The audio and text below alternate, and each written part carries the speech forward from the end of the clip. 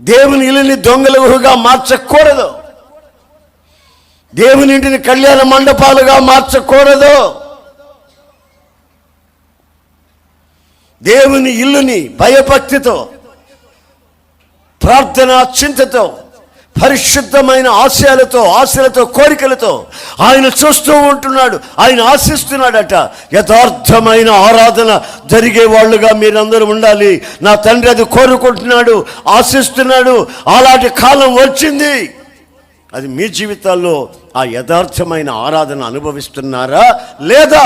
ఆయన చూసిన వాళ్ళు పరిశుద్ధపరచబడతారు. ఆయన సన్నిధికి వచ్చిన వాళ్ళు పవిత్రపరచబడతారు. మన కళ్ళు మన దేహానికి దీపాలు.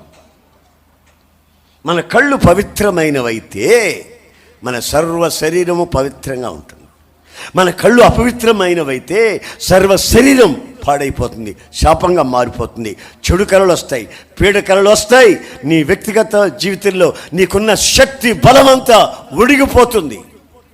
నీ పరిస్థితి తారుమారైపోయి నిరసించిపోతావు. ఆ తర్వాత బ్రతుకుతావో లేదో కూడా తెలియని పరిస్థితి.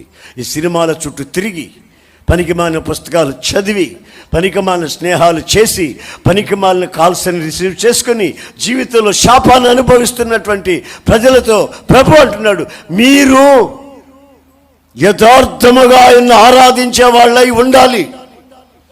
అది నేను చూడాలని ఆశిస్తున్నాను అని మన దేవుడు నోరారా చెప్తున్నటువంటి మాట.